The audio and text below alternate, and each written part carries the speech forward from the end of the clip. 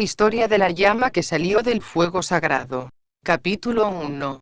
Estaba descansando bajo la sombra de un roble junto a mi tienda, cuando vi llegar apresuradamente a uno de los siervos de mi sobrino Lot. Casi sin aliento, él comenzó a relatarme que hubo el día anterior una batalla en la planicie, en la que lucharon 4 reyes contra 5. En esa batalla Sodoma fue derrotada y muchos de sus habitantes fueron llevados cautivos, entre ellos mi sobrino. La noticia me dejó muy afligido, pues aunque sentía que era preciso salir a ayudarlo, me sentía débil, no me sentía en condición para poder ayudarlo. Siempre he sido un hombre pacífico y detesto a aquellos que derraman sangre. Tengo muchos siervos, pero pocos saben manejar espadas y lanzas, porque desde su infancia han sido entrenados como pastores. En lugar de espadas y lanzas, ellos manejan bastones con los cuales conducen los rebaños. En lugar de escudos, cargan sujeto a sus cintos pequeñas botijas con aceite de olivo, con los cuales ungen las heridas del rebaño. En lugar de vino para embriagarse, ellos cargan odres en sus cinturas llenos de agua fresca, para saciar su sed y refrescar a las ovejas afligidas.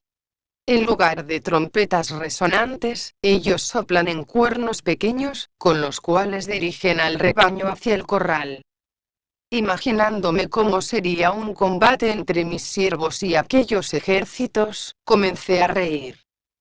Mientras reflexionaba, la voz de aquel que siempre me guía, resonó en mis oídos, diciendo: Abraham, Abraham, no menosprecies a los pastores, ni menosprecies sus instrumentos, porque santificados ante el fuego del altar, habrán de llevar a cabo el rescate.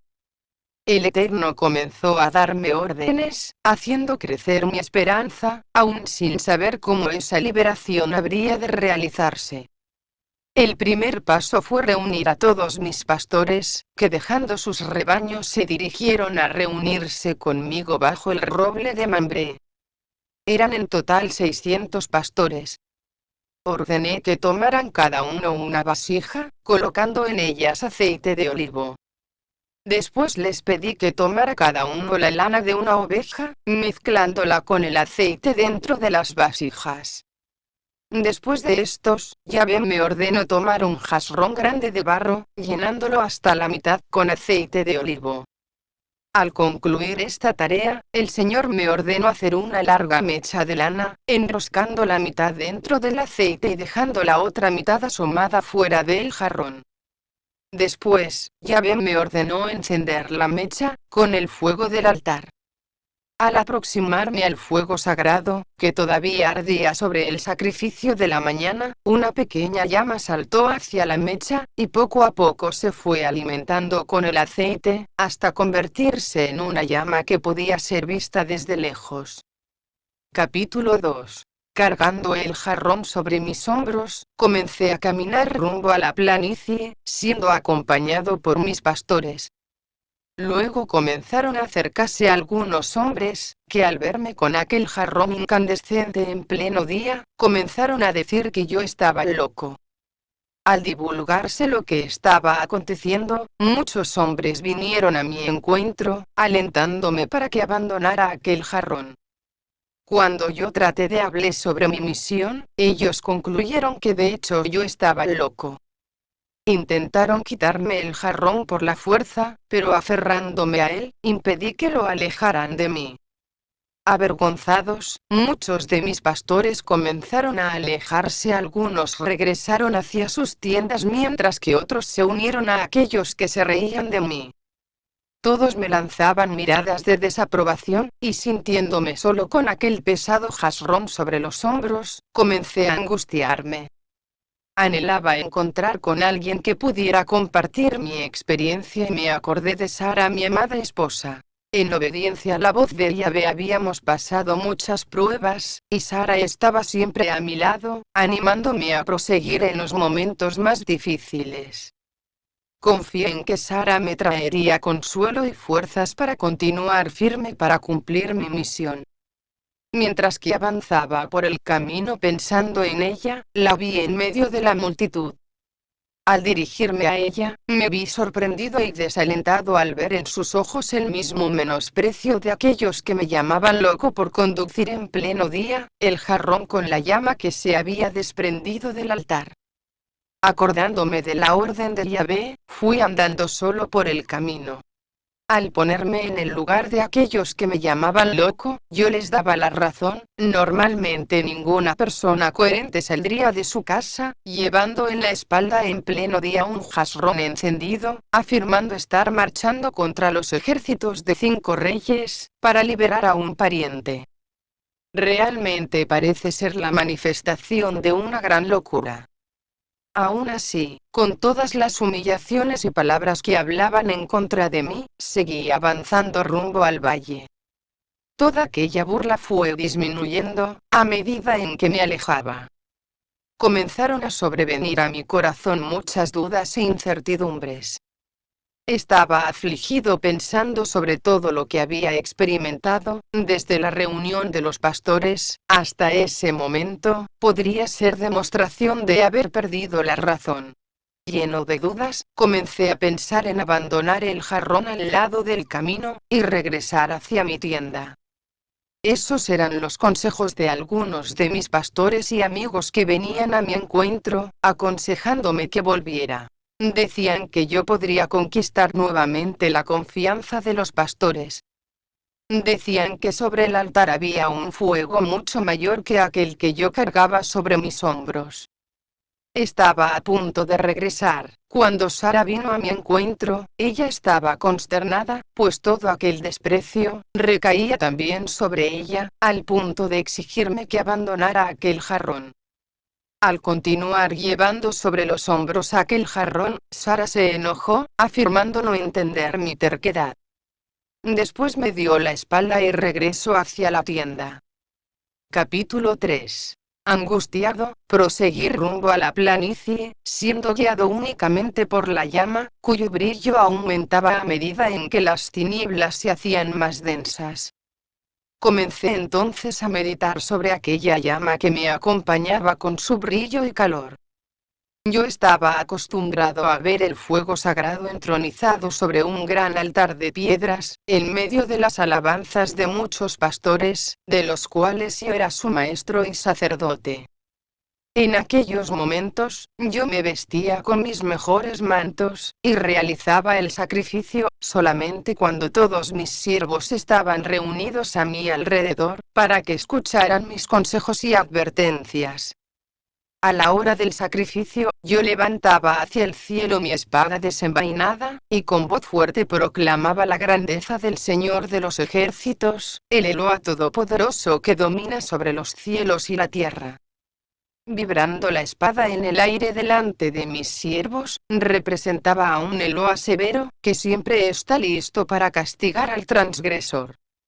Después de esa demostración de soberanía y poder, tomaba yo una oveja de las manos de un pastor, y la amarraba sobre el altar.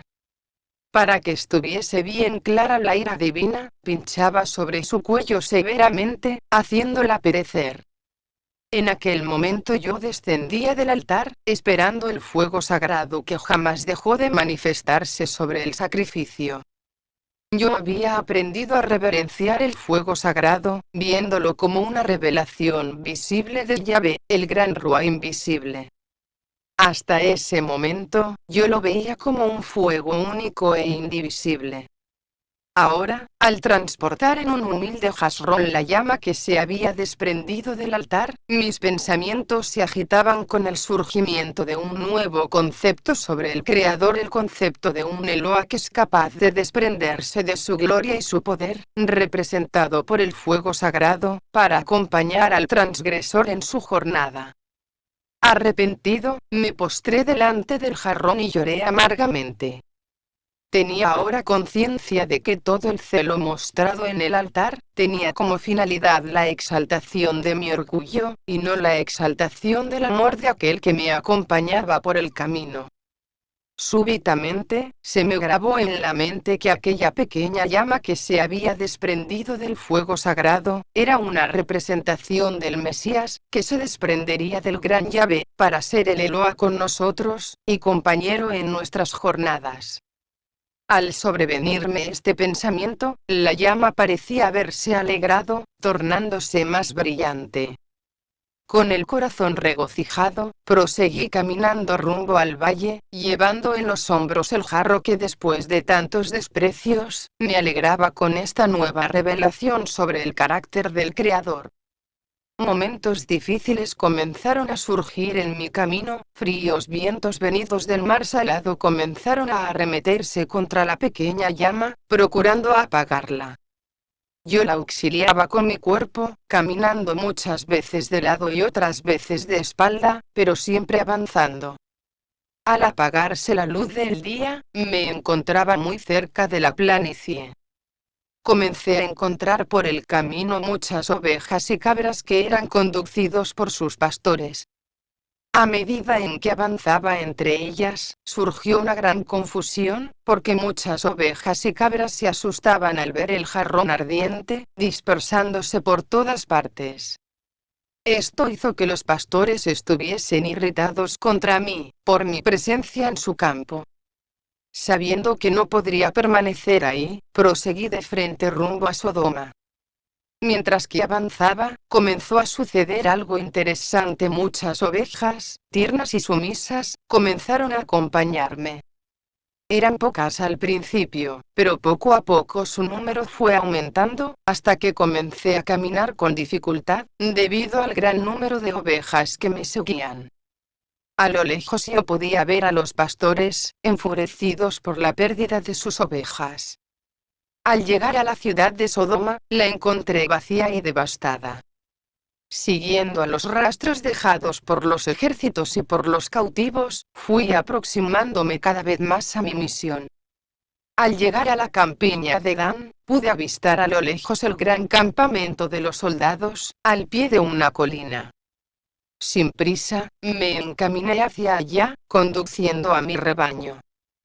Desde lo alto del monte, pude observar el campamento en toda su extensión. Había millares de soldados celebrando su victoria, mientras que centenares de cautivos estaban amontonados en medio del campamento, humillados y sin esperanza. Ante esa escena, estuve imaginando cómo podrían ser liberados. Capítulo 4. Mientras intentaba imaginar lo que Yahvé planeaba hacer para llevar a cabo esa liberación, vi a lo lejos un grupo de pastores que se encaminaban en dirección hacia mí. Pensé al principio que eran los pastores que venían a quitarme sus ovejas. Mi desconfianza pronto desapareció, dando lugar a un sentimiento de mucha alegría, cuando descubrí que eran mis fieles pastores. Ellos se fueron aproximando en pequeños grupos de 12, hasta alcanzar el total de 300 pastores. Al mirar hacia ellos, pude notar en sus semblantes las señales de una gran lucha espiritual, que tuvieron que enfrentar para estar de mi lado. Me contaron acerca de la experiencia de muchos compañeros que desanimados, habían lanzado el aceite y la lana fuera de sus vasijas, regresándose hacia sus tiendas. Me hablaron de cómo habían aprendido a valorar la llama de mi jarrón, que para ellos se convirtió como en su guía. Me alegraba con la presencia de mis pastores, cuando llegaron a Ner, Escol y Manre, acompañados por 15 hombres armados. Eran mis fieles amigos que, conociendo los peligros que enfrentaríamos en aquel valle, vinieron a ayudarnos. Para no aplazar el plan divino, les pedí que permanecieran escondidos hasta el amanecer, cuando recibirían instrucciones sobre cómo participar en mi misión. Comencé a orientar a los pastores, guiado por las instrucciones de la voz divina que me llamaba desde mi interior. La primera tarea de los pastores sería cuidar del rebaño. Después les ordené que amarraran las madejas de lana empapadas en aceite, en la punta de sus bastones, colocándolos dentro de las vasijas que deberían mantenerse suspendidas, boca abajo. Comencé a encenderlos con el fuego de mi llamarada, hasta que las 300 antorchas estuvieron ardiendo, ocultas en el interior de aquellas vasijas. Ordené a 40 de mis valerosos pastores que en el momento indicado por una señal que les sería dada, deberían avanzar silenciosos hacia el centro del campamento, circundando a todos los cautivos que se encontraban amontonados en medio del campamento. Al mismo tiempo, los 260 pastores restantes, deberían rodear todo el campamento, esperando la señal de romper las vasijas con los cuernos. Les indiqué las señales cuando la última antorcha se apagase en el campamento, deberían estar atentos, pues una pequeña llama sería encendida por uno de los cautivos. Tan pronto como la pequeña llama comenzase a arder, deberían correr cada uno hacia sus posiciones, evitando hacer cualquier ruido, para no ser descubiertos. La señal para quebrar las vasijas con los cuernos, sería el apagar de la pequeña llama y después deberían levantar muy alto las antorchas. Después de esas instrucciones, los 260 pastores, ocultos por las sombras de la noche, se esparcieron por el valle, y estaban esperando el momento de colocarse alrededor del campamento. Mientras tanto, los 40 se colocaron próximos a un pasaje más vulnerable, a través del cual habría de llegar hacia los cautivos. Era ya muy noche cuando la antorcha del último soldado del campamento se apagó, sobreviniendo una completa oscuridad y silencio sobre el campamento. Entre los cautivos, había un hombre en aquella noche, que vivía la mayor angustia de su vida. Era mi sobrino que, después de convertirse en el blanco de tantos abusos y humillaciones, había tomado conocimiento del destino que les esperaba al amanecer. Justo en aquel momento, Lot fue atraído por el brillo de una antorcha que ardía sobre la colina. Al mirar el brillo, imaginó estar teniendo una visión. Lot palpó en medio de las tinieblas hasta encontrar una pequeña lamparilla que llevaba en su alforja. Frustrado, percibió que no había en ella nada de aceite. Concluyó que aquella lámpara apagada y seca, era un símbolo de su vida vacía y sin esperanza.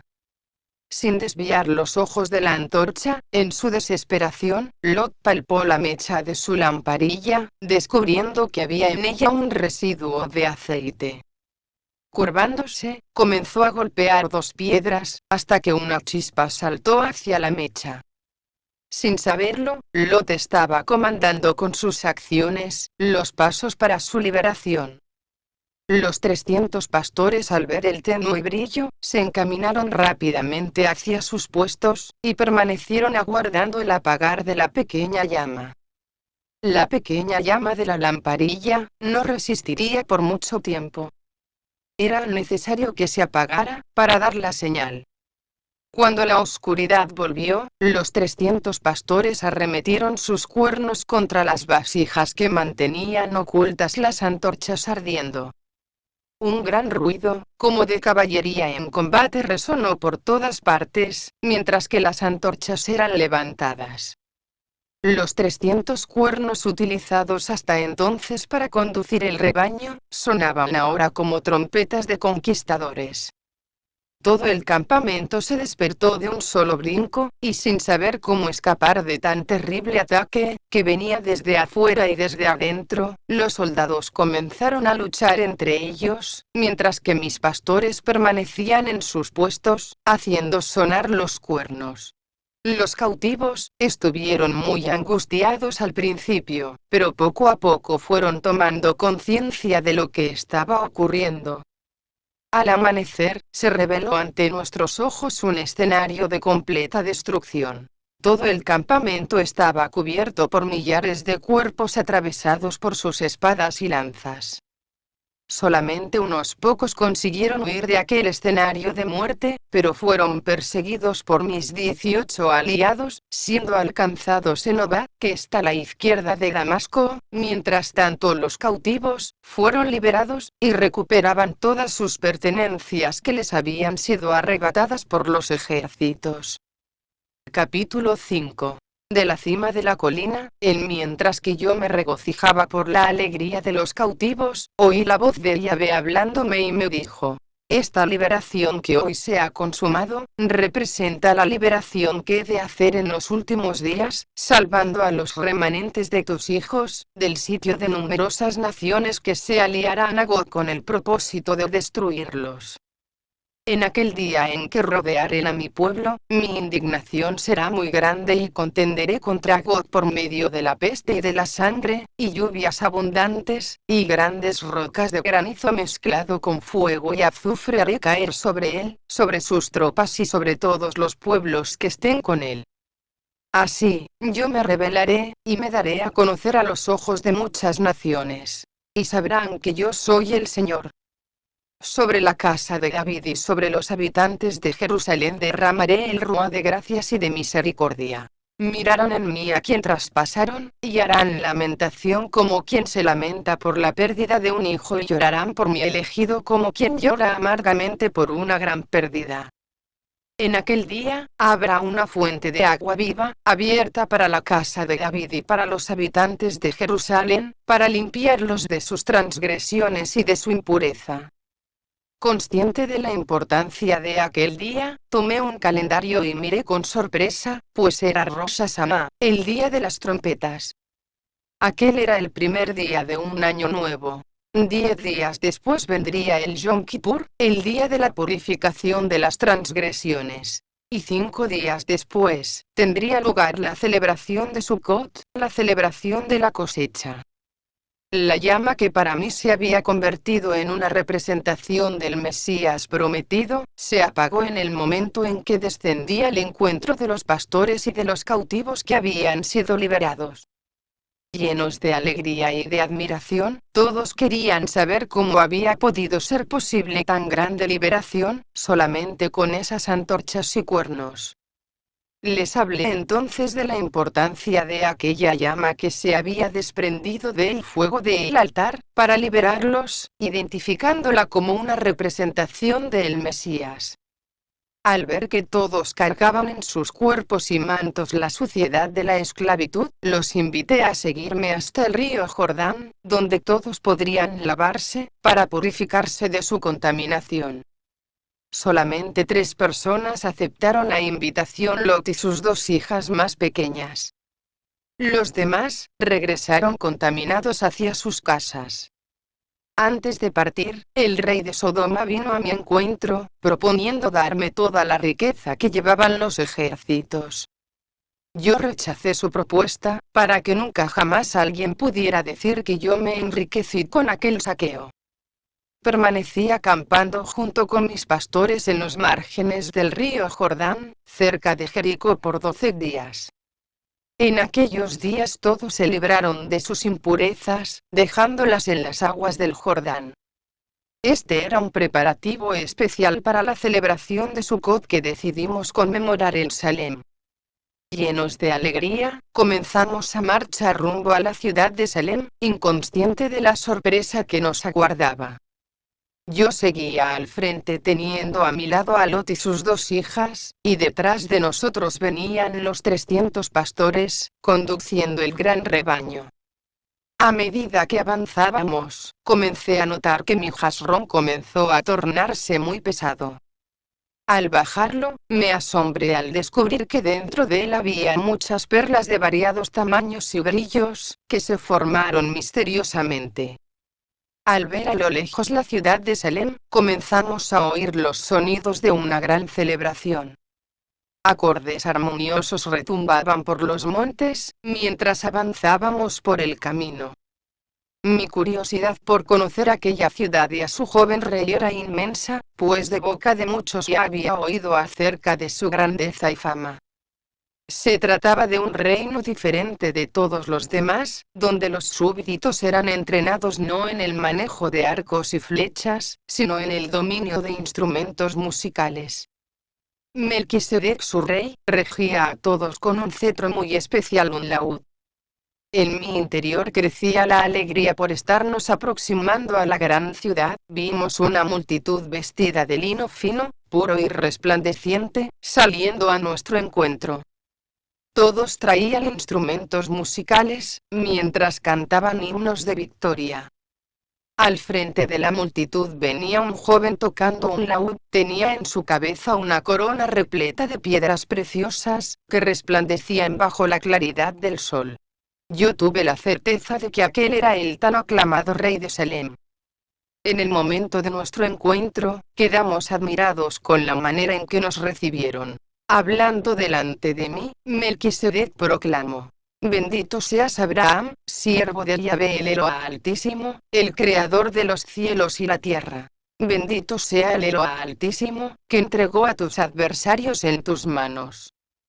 Capítulo 6. Sorprendidos por la recepción, entramos en la ciudad. La belleza de las mansiones y sus jardines nos llenó de admiración. Todo allí era puro y lleno de paz. Fuimos recibidos en el Palacio Real, edificado sobre el monte Sión. Allí, otra sorpresa nos aguardaba. La gran sala del trono estaba adornada con representaciones la victoria sobre los ejércitos. Había en medio de la sala una mesa muy larga, cubierta por toallas de lino fino adornadas con hilos de oro y piedras preciosas. Sobre la mesa había 304 coronas, cada una tenía escrito un nombre. En un gesto que nos sorprendió, Melquisedec, tomando las coronas, comenzó a colocarlas en la cabeza de cada uno de nosotros, comenzando por Lot y sus hijas. Todos estábamos admirados porque el rey de Salem nos conociera a cada uno, y por tener preparadas aquellas coronas antes de que fuésemos vencedores. Yo observaba la alegría de mis compañeros, cuando tomando una corona semejante a la suya, el rey de Salem se dirigió así a mí con una sonrisa. Al levantarla para ponerla sobre mi cabeza, noté algo que hasta ese momento no había percibido: sus manos tenían cicatrices de heridas profundas. Llevado por un sentimiento de gratitud, me postré a sus pies y conmovido, besé sus bondadosas manos, bañándolas con mis lágrimas. Al levantarme, le pregunté el significado de aquellas cicatrices. Con una tierna sonrisa, él me prometió que me contaría sobre ellas y me relataría la historia de aquel reino, y de todo lo que había costado obtener su paz. Después de coronarnos, Melquisedec nos hizo sentar alrededor de la gran mesa, y comenzó a repartirnos pan y vino. A partir de aquel día, comenzamos a honrarlo como sacerdote del Eloa Altísimo. En un gesto de gratitud, tomé el jarrón repleto de perlas, y lo coloqué a los pies de Melquisedec.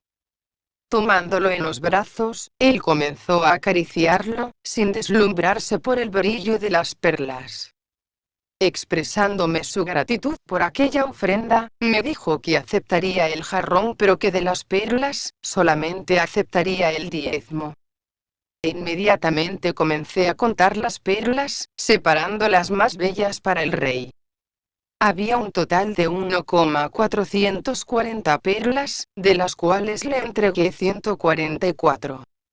Él las guardó cuidadosamente en una cajita hecha de oro puro, en cuya tapa había lindos adornos con incrustaciones de pequeñas piedras preciosas. Después de recibir el diezmo, Melquisedec llamó a uno de sus súbditos que era maestro en adornos y pinturas, ordenándole adornar el jarrón con un lindo grabado que retratase el momento en que yo lo ofrendé. Mientras el jarro era pintado, Melquisedec comenzó a contarme la historia de su reino, desde su fundación hasta aquel momento en que estábamos conmemorando la gran victoria sobre los enemigos. Al devolverme el jarrón, ahora adornado con el más bello grabado e inscripciones que exaltaban la justicia, la humildad y el amor, el rey de Salem me ordenó que llevara conmigo el jarrón con aquellas perlas. Durante 6 años yo y mis pastores deberíamos contar a todos la historia de la gran liberación. A todos aquellos que con arrepentimiento aceptasen la salvación, deberíamos dar una perla. Al final de los 6 años, las perlas se acabarían, y ya no habría oportunidad de salvación. Sobrevendría entonces el séptimo año, en el cual habría un tiempo de gran angustia y destrucción, cuando solamente habría protección para aquellos que tuvieran las perlas. Y en aquel día, las ciudades de la planicie serán totalmente destruidas por fuego descendente del cielo, y los demás pueblos que no se arrepintiesen, serían afligidos por grandes plagas. Capítulo 7.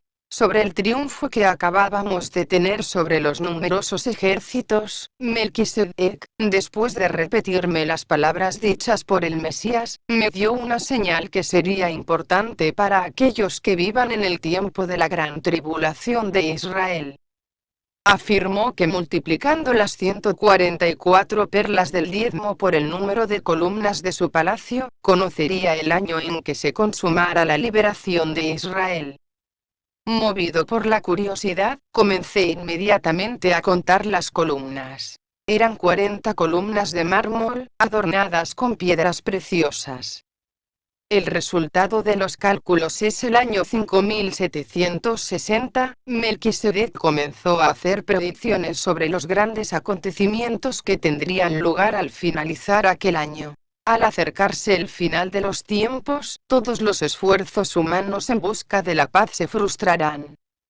En aquel tiempo, numerosas naciones se aliarán contra el reino de Salem. Habrá una gran batalla como nunca hubo, y su ciudad será consumida por el fuego. Después de agotar todos los recursos en su defensa, Israel verá, con desesperación, incontables enemigos marchando contra ellos, con el propósito de eliminarlos.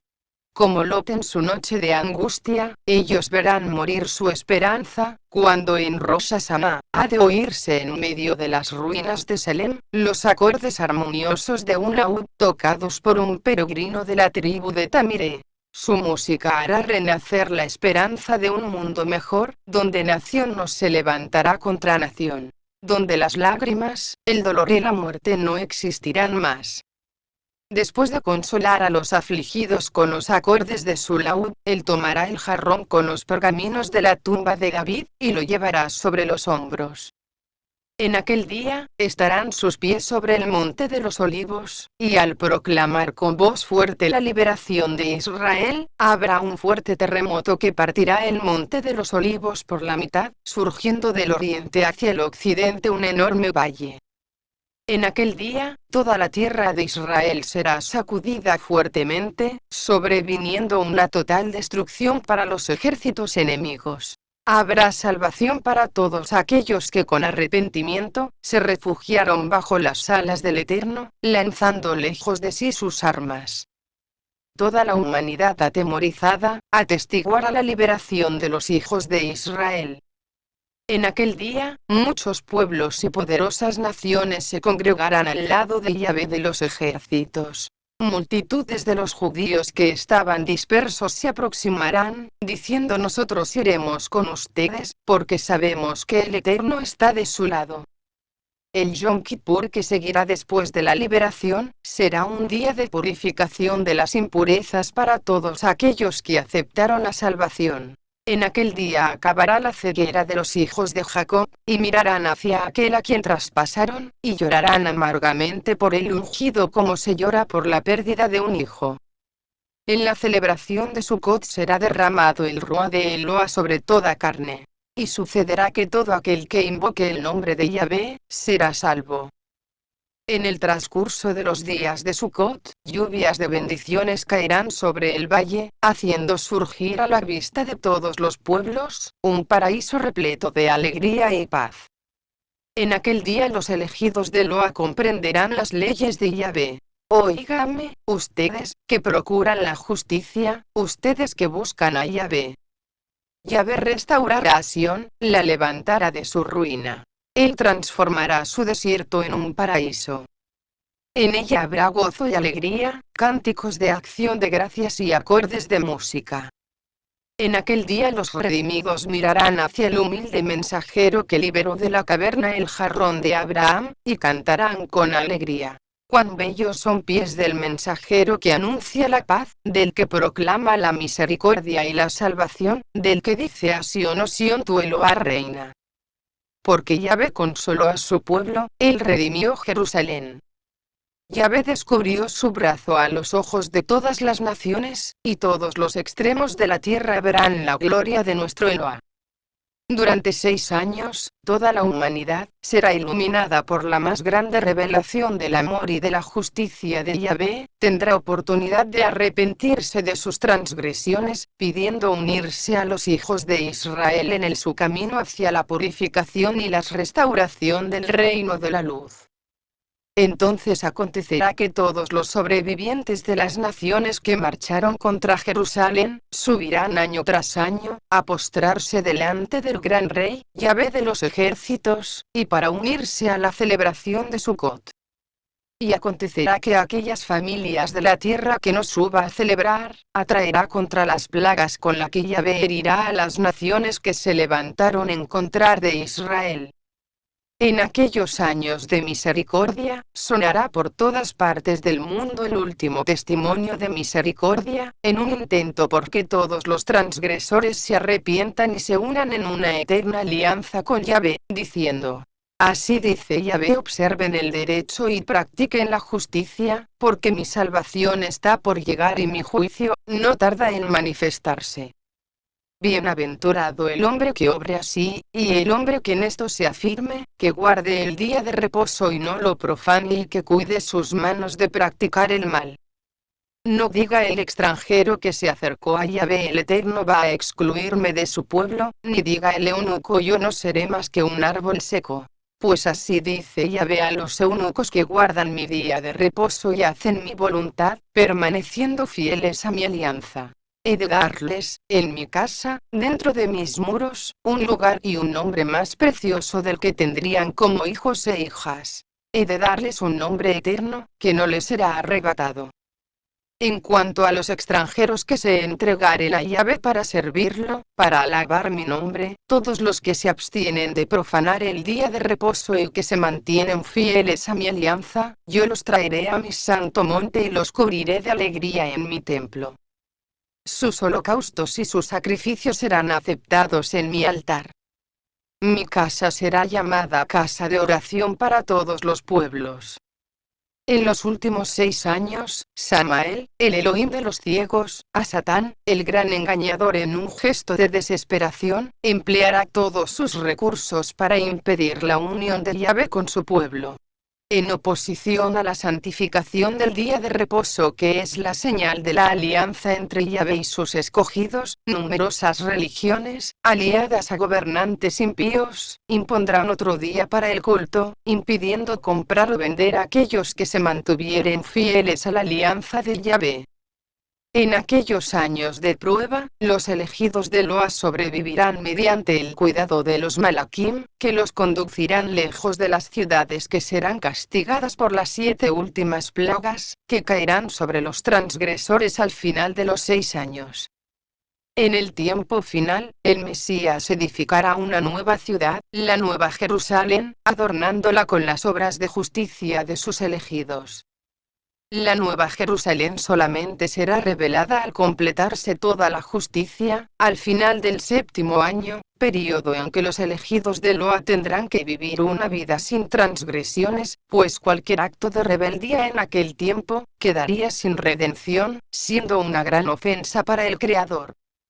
Al completarse los 7 años, el Mesías aparecerá en las nubes del cielo, acompañado por todas las huestes celestiales. Al tocar su shofar en aquel gran Rosh Hashanah, sus fieles fallecidos resucitarán revestidos de gloria. Los vivos victoriosos serán transfigurados en un abrir y cerrar de ojos, recibiendo cuerpos perfectos. Todos los redimidos serán arrebatados hacia la Nueva Jerusalén, en un viaje inolvidable que comenzará el primer día de la celebración de Sucot. Después de 7 días de ascensión, llegarán a la ciudad santa para celebrar delante del trono, el 8º día de la celebración. Como si fuese un sueño, los redimidos del Señor entrarán en la ciudad santa, observarán a su lado norte, el jardín del Edén, en medio del cual se eleva el monte Sión, el lugar donde se levanta el trono de Yahvé. Coronados por el Mesías, los redimidos entonarán el cántico de la victoria, haciendo vibrar por todo el lugar los acordes de sus arpas, laudes y flautas. Capítulo 8. Después de compartirme todas esas predicciones, Melquisedec me dijo que los acontecimientos que estábamos viviendo eran prefigurativos.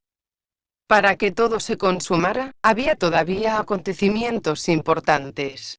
Yo debería regresar al roble de Mambré juntamente con mis pastores, para testificar sobre la historia de la gran liberación. Todo aquel que arrepintiéndose, aceptara su necesidad de salvación, obtendría el perdón de sus transgresiones, y recibirá una perla. Al final de 6 años, al llegar la víspera de Rosh Hashanah, las perlas se acabarían, no habiendo más oportunidades de salvación. Por aquel tiempo, el fuego del juicio caería sobre las ciudades de Sodoma y de Gomorra, no sin antes sobrevenirles terribles plagas, dándoles tiempo para arrepentirse. Al oír las palabras del rey de Salem, me sobrevino gran angustia, al acordarme de Sara. Yo temía que ella, por su incredulidad, no obtuviera la salvación. Si esto sucediera, mis sueños se derrumbarían, pues no podría ser feliz en su ausencia. Leyendo en mis ojos la angustia, Melquisedec me consoló con una promesa. Abraham, de aquí a 6 años Yahvé te visitará en tu tienda, y tu esposa será curada de su esterilidad. Será quitada su incredulidad y te dará a luz un hijo al que llamarán Isaac. Al finalizar la celebración de Sukkot, retornamos a nuestras tiendas junto al roble de Mambré. A medida en que íbamos avanzando por el camino, muchas personas nos rodeaban, admirados por la belleza del jarrón. A todos contábamos la historia de la llama redentora, y ofrecíamos las perlas a todos los que creyendo, aceptaban su necesidad de salvación. Cuando llegamos al roble de Mambré, una multitud de personas nos esperaban. Muchos habían oído hablar de la liberación realizada a través de aquel jarrón que había sido el blanco de tanto menosprecio. Ahora, todos estaban enmudecidos al verlo glorificado.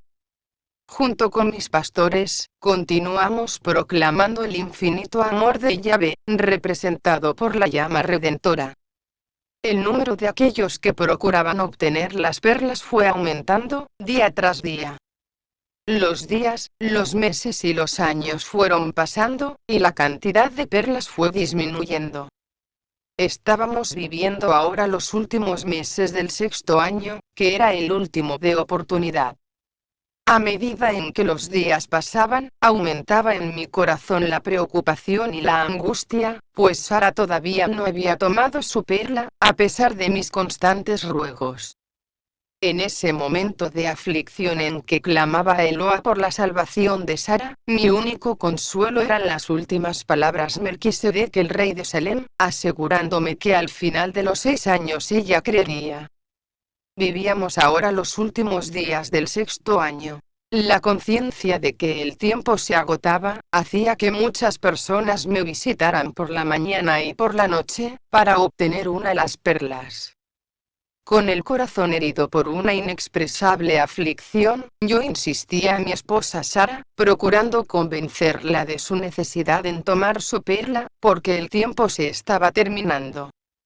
Sin considerar mi angustia, al rechazar la perla que simbolizaba la salvación, se convertiría para mí en un símbolo de soledad y tristeza, pues mi vida sin ella, sería como un castigo, tan grande como la propia muerte.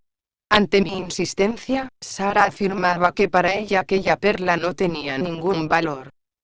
Capítulo 9. Después de una noche en vela que desesperadamente procuré convencer a mi amada, de que era necesario que tomara su perla, ya que de esa manera obtendría la salvación, vi el sol surgir trayendo a la luz del último día, era la víspera de Rosh Hashanah.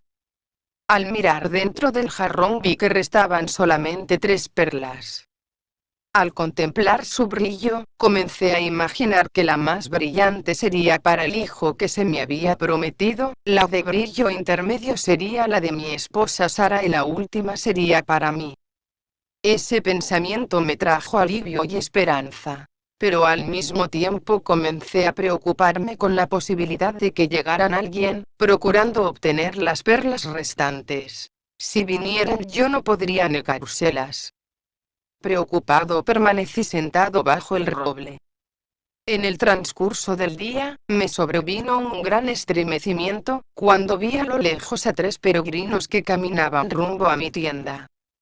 Comencé a clamar a Eloa para que ellos cambiaran de rumbo, pero mis clamores no fueron atendidos. Dominado por una gran amargura, corrí hasta ellos y después de postrarme, los invité hacia la sombra. Tomando una vasija con agua, comencé a lavarles los pies. Al ver los pies heridos y ampollados de aquellos hombres, sentí compasión por ellos. Comprendí que habían venido desde muy lejos, enfrentando peligros y adversidades con el propósito de obtener a tiempo las perlas.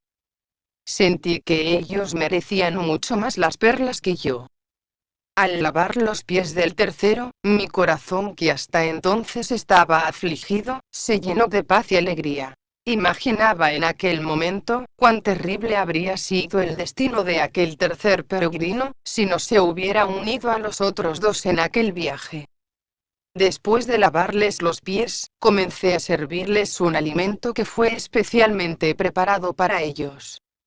Mientras les servía en silencio, estaba esperando el momento en que me preguntarían por las perlas. Sin revelar ninguna prisa, ellos hablaban sobre la larga caminata que habían hecho, y hablaban acerca de las ciudades por donde habían pasado.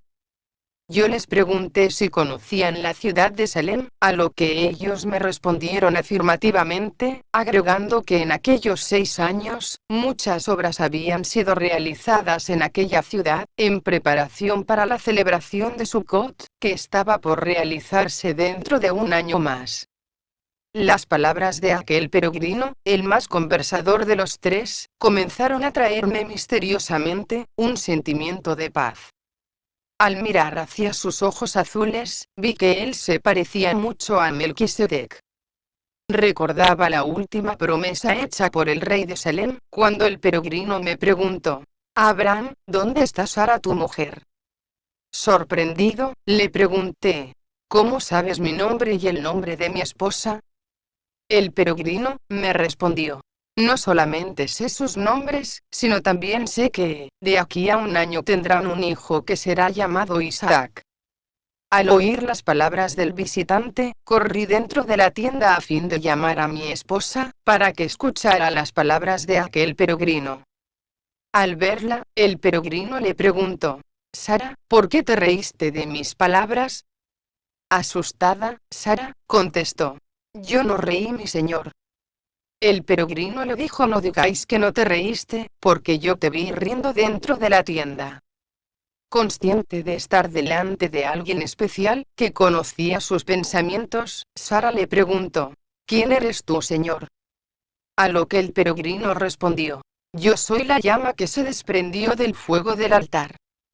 Yo soy el Mesías. Yo soy Yahvé. Yo he de sufrir humillaciones y desprecios por amor a mi pueblo. Habiendo hecho esta revelación, el peregrino extendió sus manos sobre la cabeza de Sara para bendecirla. Solo hasta entonces vi que sus manos estaban marcadas por cicatrices semejantes a las de Melquisedec, el rey de Salem. El Mesías, con mucha ternura, comenzó a hablar al corazón de mi amada, rescatándola de su incredulidad. Sara, valiosa eres a mis ojos. Toda tu incredulidad está perdonada. Tengo para ti un futuro glorioso, te he sanado de tu infertilidad, porque tú te convertirás en madre de muchos pueblos y naciones. Después de decir estas palabras, el visitante se encaminó hacia el jarrón e inclinándose, tomó de él las 3 perlas restantes. Dirigiéndose a Sara, le entregó 2 perlas, y le dijo: una es para ti y la otra es para tu hijo Isaac. Conmovida por el amor de Yahvé, Sara se postró agradecida a los pies de aquel que la había salvado de su incredulidad. Cuando la vi postrarse sumisa, mi corazón por tantos años afligido se regocijó, y caí a los pies de mi Redentor y Rey, de mis ojos brotaban lágrimas de alegría y gratitud. Después de consolarnos con la certeza de nuestra salvación, Yahvé me entregó la última perla. Cuando la apreté en mis manos sentí una gran alegría y paz en todo mi ser, y comencé a alabar al Eterno por la certeza de que tendría a mi lado a mi querida Sara y al hijo que Yahvé había prometido que dentro de un año nacería. Capítulo 10.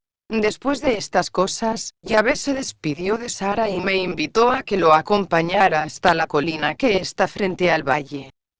Cuando llegamos a aquel lugar, el Eterno se despidió de sus dos compañeros, enviándolos a Sodoma. De la cima del monte contemplábamos los fértiles valles y bosques que como un paraíso, se extendían en ambos márgenes del río Jordán, rodeando las prósperas ciudades, entre las que se destacaban Sodoma y Gomorra. Fue sobre aquella colina que después de la contienda entre mis pastores y los pastores de Lot, le di a mi sobrino la oportunidad de escoger el rumbo a seguir, pues no podríamos permanecer juntos. Atraído por las riquezas de la campiña, él decidió mudarse hacia aquella región.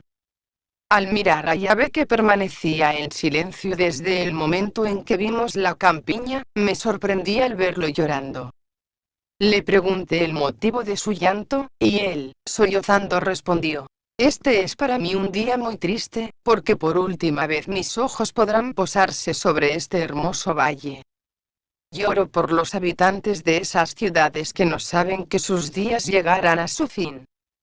La declaración de Yahvé me trajo el recuerdo de todos aquellos cautivos que habían sido liberados 6 años antes. Lamentablemente casi todos rechazaron la purificación, regresando inmundos hacia sus casas. Únicamente Lot y sus hijas aceptaron la purificación, tomando cada uno una perla. Pensando en alguna posibilidad para salvar a aquellos pueblos, le pregunté al Señor: si acaso existe en aquellas ciudades 50 personas justas, ¿aún así serían destruidas? Yahvé me dijo: si hubiera 50 justos, toda la planicie sería perdonada.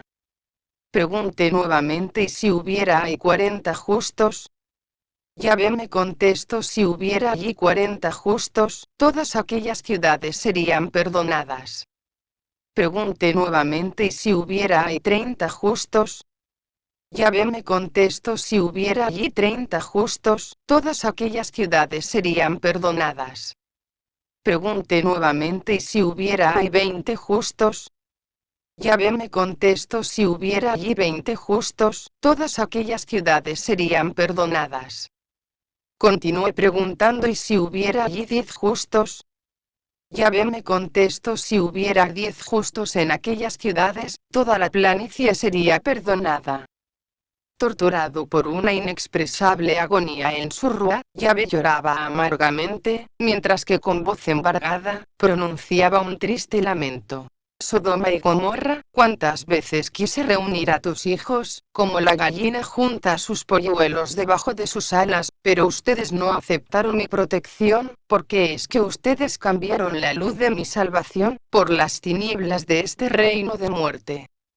Mis oídos están atentos esperando por lo menos una plegaria, pero todo es silencio. Mis manos están extendidas, dispuestas a impedir el fuego del juicio, pero ustedes rechazan mi misericordia. Inclinándome al lado de mi compañero, me uní a él en la lamentación. En aquel momento tan doloroso, tuve la certeza de que Melquisedec también sufriría por todos aquellos que habían cambiado el amor y la paz de Salem, por las ilusiones de aquel valle de muerte. Después de un largo llanto, Yahvé me consoló con una revelación: sus dos compañeros se encontraban en aquel momento en Sodoma, con la misión de rescatar a Lot y a sus hijas librándolos de la muerte. Sus palabras me trajeron gran alivio y me postré agradecido a sus pies. Capítulo 11. Antes de partir, Yahvé me encargó una misión, diciendo: toma un papiro vacío y registra en él la historia de la liberación, y registra también la historia de Salem, conforme la oíste de los labios de Melquisedec.